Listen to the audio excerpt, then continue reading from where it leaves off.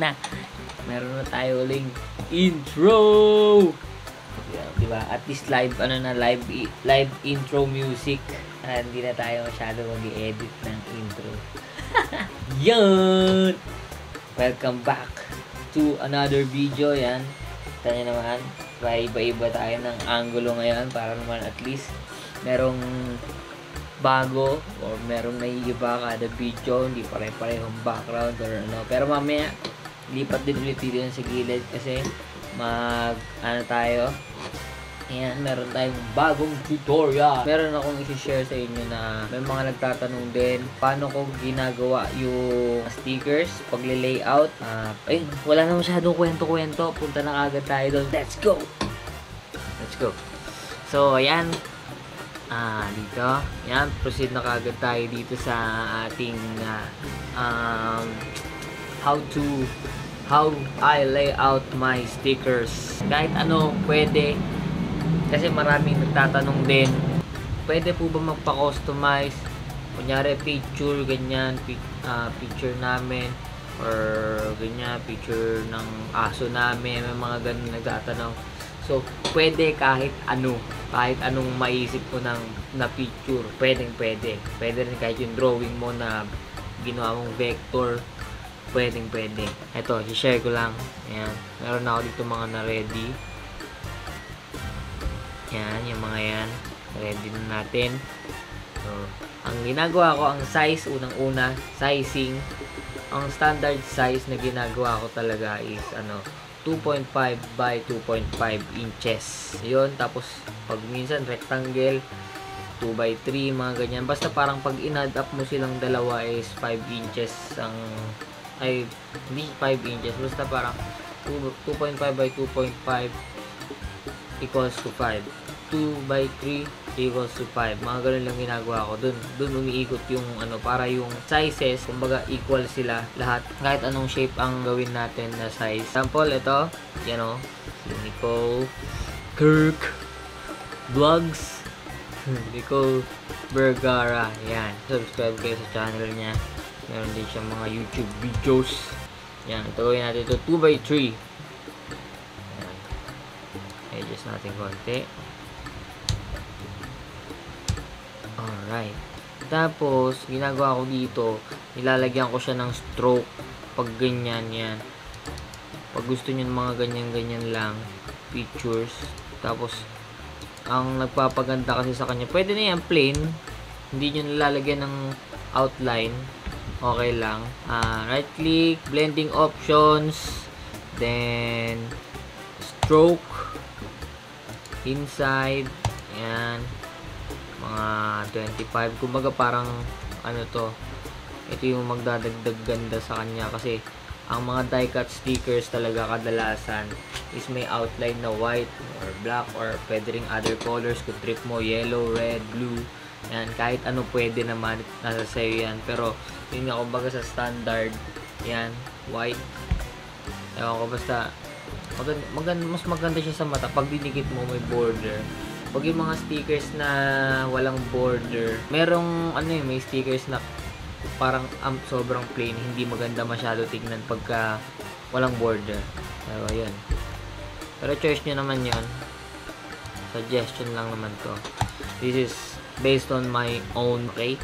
So ayan na, lagyan na natin ng effects.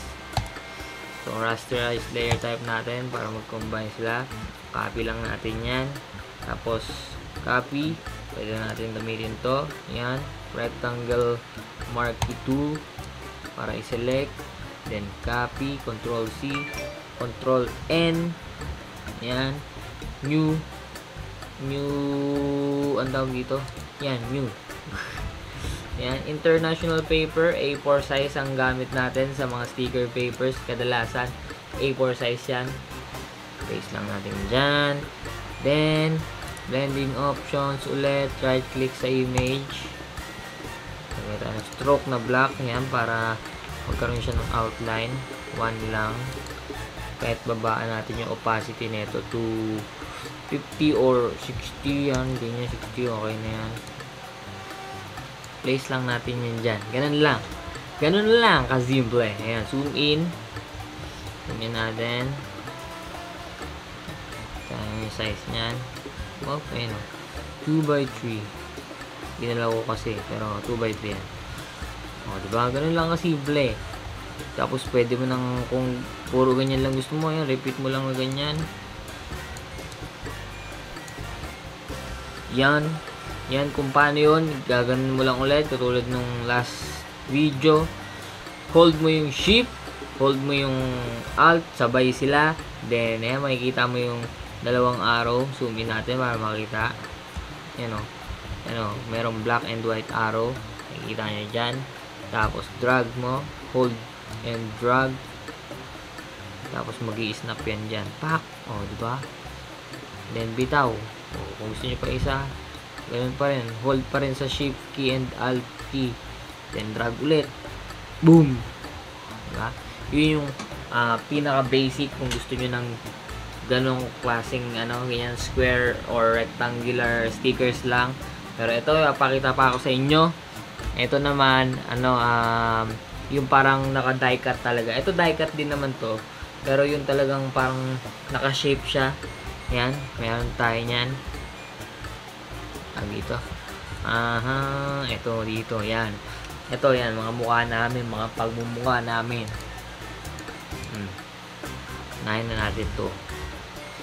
Unahin na natin ang face ng aking baby. Baby.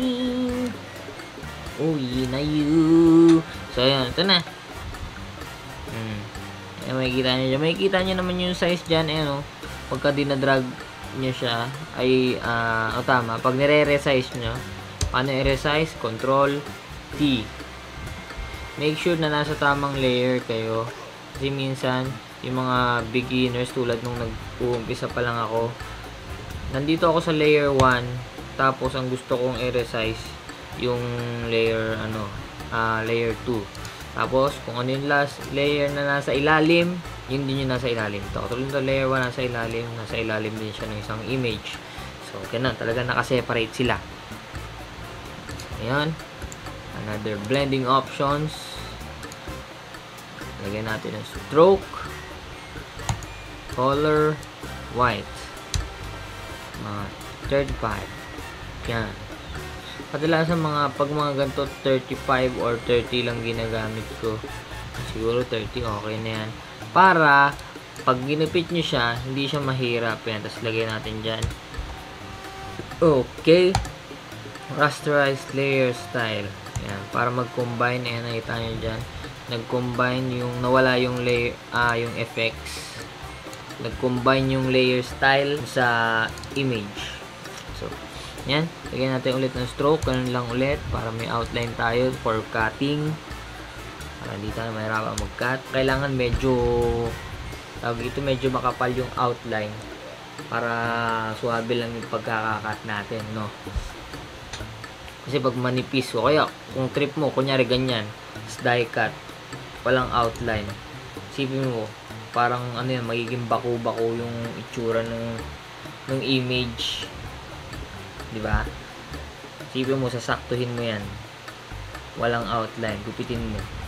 Ayan o, lalo na yung mga edge na ganyan. Yung mga edge na ganyan o. Kita nyo yan. Yan.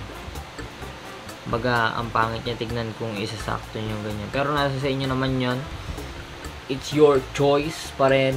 Pero ito, for die cut stickers, maganda talaga yung may ganyan. Kahit search nyo pa die cut stickers, search natin die cut stickers.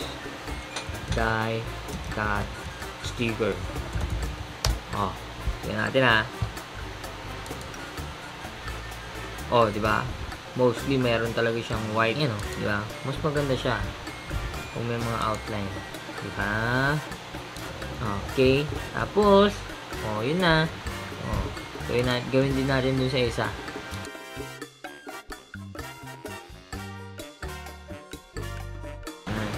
Tatlo sa isang layer.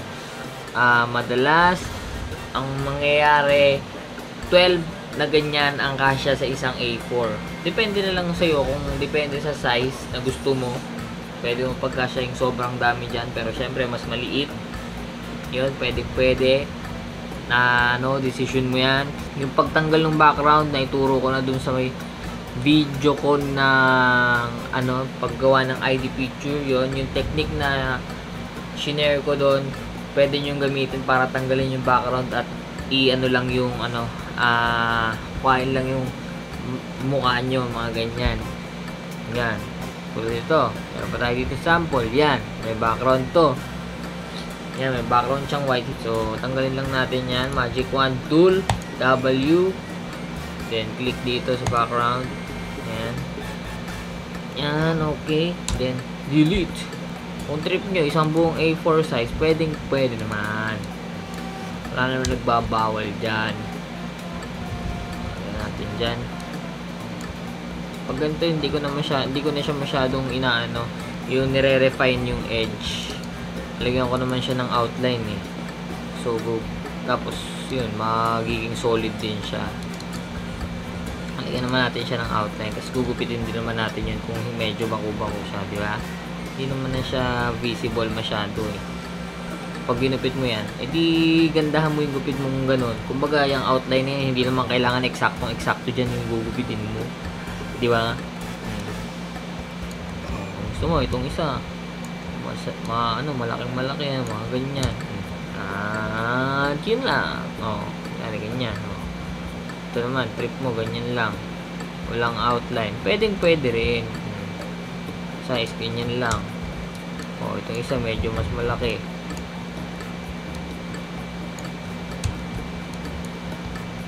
Gusto mo sakupin itong isa, pwede naman yan kahit anong orientation. Kasi kung gugupitin mo naman, diba? Napaka simple lang. Ganun lang, paano ka mag-layout ng iyong stickers.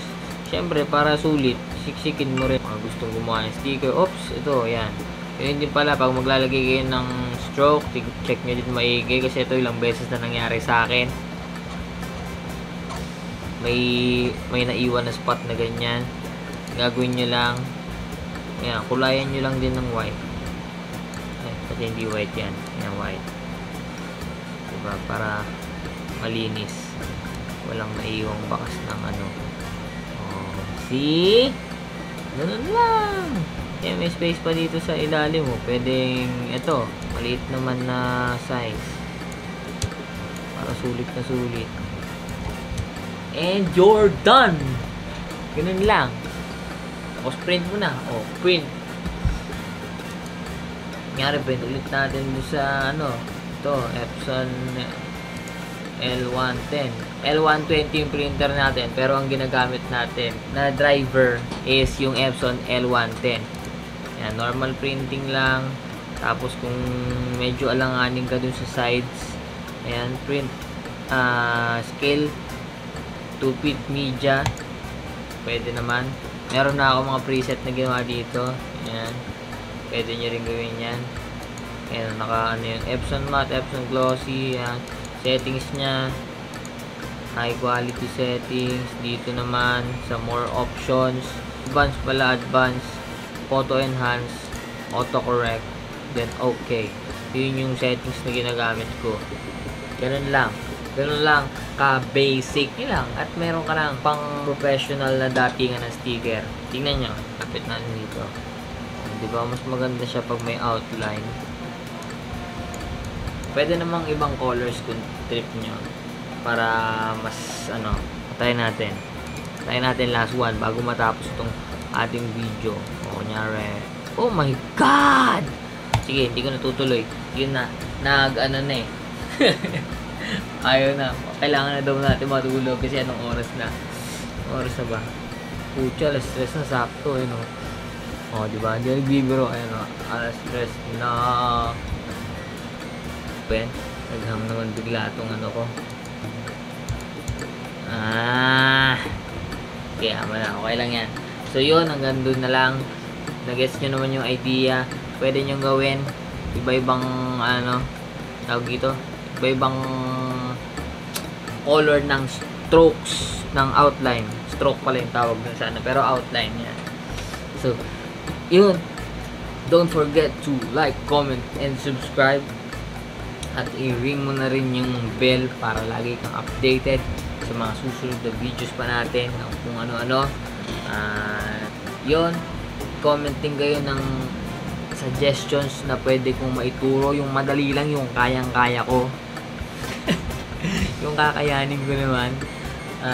Yun, habang may oras pa, 1 month yung community quarantine, kaya marami-raming videos ang magagawa natin.